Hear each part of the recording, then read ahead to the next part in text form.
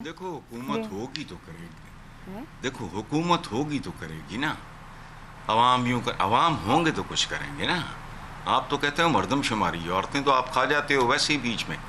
आपके अंदर बुनियादी कॉन्ट्रडिक्शंस इतनी हैं। खैर उसको छोड़ो, मैं पहले बुनियादी बात कर लेते हैं। इस किस्म के तमाम दूसरे अहम बुनियादी इश्यूज रियासत के साथ ही मार्ज़े वजूद में आ जाते हैं और फिर वक्त के साथ साथ उनमें ऊंच नीच तब्दीलियां होती रहती हैं। Do you agree with me? पहले ये बताओ। जी जी जी। अच्छा, 78 साल से बीबी मशावरत जारी है। कर्जा बहुत भारी है, भारी अक्सरियत बेरोजगार है, बेतालीम है, बेइलाज है, इंसाफ जैसे बुनियादी इश्यूज और हकूक से आ रही है, और ये जल्दबाजी और मुशावरत के हवाले दे रहे हैं। बात करते हुए भी बंदा सोच लेता है कि मैं क्या बंगी मार रहा हूं। 78 साल, 1 करोड़ एक तरमीमें ले आओ, जब तक ये कम्युनिटी इस टाइप में इन शक्लों में मौजूद है, कोई तरमीम पाकिस्तान के अवाम की जिंदगियों में कोई तरमीम नहीं ला सकती। बोगस बात है। मुशावरत केड़े मुशावरत, लोगों के साथ कमिटमेंट जीरो है। 1 लाख बंदा भी मुशावरत करेगा, नतीजा जीरो है, खत्म। सब टोपी ड्रामे हैं, चल रहे हैं। बड़ी खूबसूरत बात की है इन्होंने, शहजाद साहब ने, जो आपको समझ नहीं आई।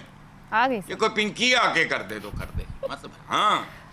हसन साहब, वो 18 साल से उम्र भी आगे बढ़ाने की मुशर्रफ साहब 21 से 18 लाए थे, अब 18 से 25 पर ले जाना चाह रहे हैं। वो आपकी गुफ्तगू कह रही है कि बस ये सोच विचार ही कर रहे हैं, तब्दीली कोई नहीं देने वाले। नहीं, इसमें बदयांती, हमारे यहाँ तरामीम के पीछे खुदगर्जी, बदयांती होती है, वारदात होती है। मेरिट पे कोई काम नहीं है इस मुल्क में। किसी न किसी ग्रोह को, जत्थे को, इंडिविजुअल्स को उसके मुताबिक मैनिपुलेट करते हैं। बाकी क्या है, कोई अदर। देखो बात सुनो, 5% भी प्रो अवाम कुछ हुआ होता, खुदा की कसम अवाम बिकाऊ ना होते, गिरवी ना पड़े होते, भूख ना होती। सही कह रहे हैं। प्रो अवाम के अवाम से भी क्या मुशाबह, जो बच्चा पैदा भी नहीं हुआ। दुरुस्त है। हाँ, इसलिए मेरे मुंह से कुछ और निकल। ठीक है रज़ा रूमी साहब, हसन साहब अवाम के लिए करने की तरमीम बात कर रहे हैं, ऊपर भी बात हुई कोई तरमीम ऐसे तब्दीली नहीं ला सकती, मगर यहाँ तो खुद सियासतदान भी नहीं जानते बाज़ औक़ात कि जो तरमीम हो रही है वो क्या है। जैसे बिलावल भुट्टो ने कहा कि नहीं जानते ना, अभी हमें कुछ मालूम है। अब सवाल आपसे ये है कि बहुत सी तजावीज़ पर गुफ्तगू हो रही है और हुकूमती वज़रा और मुशरा भी इसके ऊपर बात कर रहे हैं। सूबाई माली इख्तियार कम करने की तजवीज़। ये फरमाइए कि ये जो 28वीं तरमीम है, क्या हम ये उम्मीद रखें यहाँ से आगे कोई इस्लाहात का रास्ता है या एक नई सियासी जंग का आगाज है? आयशा देखिए, ये एक सभी कुछ है, एक सियासी जंग भी है, और सियासी जंग से ज्यादा अशराफिया के अंदर जिसे इंट्रा एलीट कॉन्टेस्ट कहा जाता है, ये वो भी है, क्योंकि इस वक्त मरकज और सूबों के दरमियान और मुख्तलिफ सियासी पार्टियों के दरमियान और मुख्तलिफ जो रियासत के हिस्से हैं उनके दरमियान एक खींचा तानी भी है वसाइल के ऊपर, इख्तियारात के ऊपर। और ये कोई 28वीं तरमीम का मामला नया तो नहीं है, काफ़ी अरसे से इसकी बाज़गश्त जो है वो सुनाई दे रही थी हमें, खुसूसन नए सूबों के हवाले से बार बार बहुत से बयानात और बहुत से जो पॉसिबल सिनेरियोज हैं वो मंजर आम पर आते थे कि इतने सूबे 12 होंगे, 20 होंगे और ये बन के रहेंगे वगैरह वगैरह। देखिए इस वक्त पाकिस्तान को बहुत सारे संगीन किस्म के बहरान जो हैं वो उनसे दो चार है, खुसूसन माशी फ्रंट के ऊपर।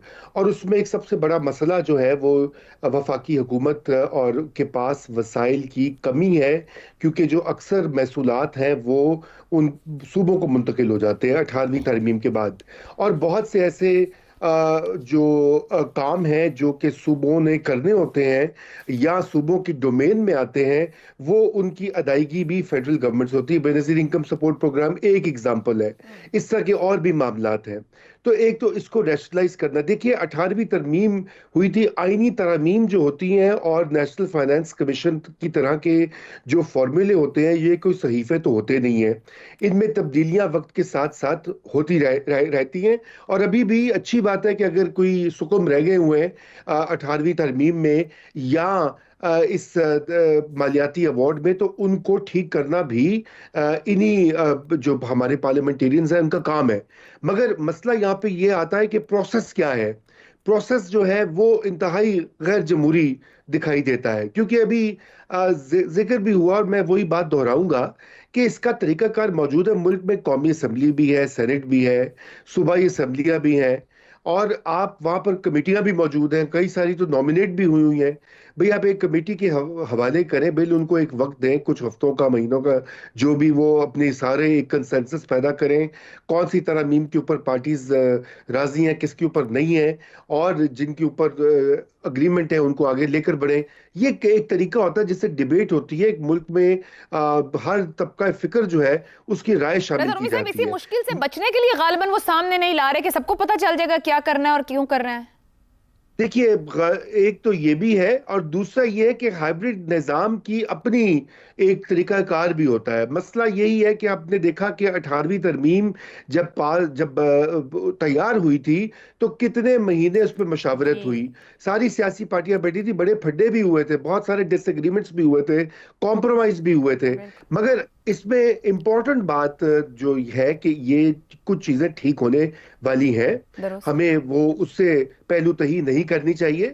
مالیاتی ایوارڈ بھی بدلنے والا ہے, وہ بھی آؤٹ ڈیٹڈ ہوا ہے, ملکوں کے حالات کے تقاضے بدلتے ہیں. دوسری بات ہے کہ صوبوں کے اوپر ہمیں ڈیبیٹ کرنی چاہیے. یہ جو موجودہ صوبوں کا نظام ہے, جہاں پر پنجاب جو ہے وہ دنیا کا 11واں یا 12واں بڑی ٹیریٹری ہے, یہ کہاں اور ممکن ہے. پھر اسی طرح آپ دیکھ لیجئے کہ جو مینجمنٹ ہے دیگر صوبوں میں, اس کا کیا حال ہے. اور سب سے اہم لوکل گورنمنٹس کا جو مسئلہ ہے عائشہ, وہ سب سے اہم ہے. پاکستان ایک واحد ملک ہے, دنیا کے سب کثیر آبادی والا ملک, جہاں پہ لوکل گورنمنٹ ہی نہیں ہے, اور یہ صوبائی حکومتیں نہیں بننے دیتی, نہیں چلنے دیتی, بیوروکریسی نہیں چلنے دیتی. اس لیے اس کے لیے آئینی ترمیم ضروری ہے. تو جو اچھی چیز ہے اس کو ہمیں ویلکم کرنا چاہیے, متنازع نہیں بنانا چاہیے. بالکل لوکل گورنمنٹ کی حد تک تو میں بالکل اس ترمیم کے حق میں ہوں, اور فل فور ہونی چاہیے. 28ویں ترمیم کا معاملہ اب محض افواہوں تک محدود نہیں رہا, بلکہ حکومتی شخصیات کے بیانات کے بعد باقاعدہ سیاسی بحث کی شکل اختیار کر گیا ہے. 28ویں ترمیم کے حوالے سے حکومتی حلقے اگرچہ محتاط زبان استعمال کر رہے ہیں, مگر ان کے بیانات یہ اشارہ ضرور دیتے ہیں کہ پس پردہ کسی نہ کسی سطح پر اہم مشاورت جاری ہے. وزیر اعظم کے مشیر برائے سیاسی امور رانا ثناءاللہ نے واضح کیا ہے کہ اگر کوئی نئی ترمیم سامنے آئی تو اس کا تعلق بنیادی قومی معاملات سے ہوگا. ان کے مطابق قومی مالیاتی کمیشن ایوارڈ, آبادی کے تناسب, پانی کی تقسیم, ووٹ ڈالنے کی عمر اور بعض انتظامی معاملات زیر بحث ہیں. رانا ثناءاللہ یہ تاثر بھی دے رہے ہیں کہ حکومت فوری طور پر کوئی بڑا قدم نہیں اٹھا رہی, بلکہ اتفاق رائے پیدا کرنے کی کوشش کر رہی ہے. تاہم ان کے بیانات نے سوال ضرور پیدا کر دیا ہے کہ اگر ابھی کچھ طے نہیں ہوا تو پھر اتنے حساس معاملات بار بار زیر بحث کیوں لائے جا رہے ہیں. دوسری جانب بلاول بھٹو زرداری نے کہا ہے کہ ان کی جماعت سے اس بارے میں کسی قسم کی رسمی یا پھر غیر رسمی مشاورت نہیں ہوئی, مگر سیاسی حلقوں میں یہ تاثر موجود ہے کہ پیپلز پارٹی مکمل طور پر بے خبر نہیں ہے. پارٹی کے اندر یہ احساس ضرور پایا جاتا ہے کہ کچھ نہ کچھ پک رہا ہے, کیونکہ آئینی ترمیم جیسے حساس معاملے میں حکومت پیپلز پارٹی کو نظر انداز کر کے آگے بڑھ ہی نہیں سکتی. اصل سوال یہ ہے کہ ممکنہ 28ویں ترمیم میں کیا کچھ شامل ہو سکتا ہے.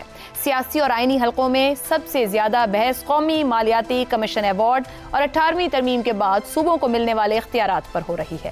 یہ اطلاعات گردش کر رہی ہیں کہ وفاق تعلیم، صحت، آبادی، معدنیات اور بعض دیگر شعبوں میں دوبارہ زیادہ اختیار حاصل کرنا چاہتا ہے. اسی طرح بے نظیر انکم سپورٹ پروگرام کا مالی بوجھ صوبوں پر منتقل کرنے اور صوبوں کے مالی حصے میں رد و بدل کی باتیں بھی سامنے آ رہی ہیں.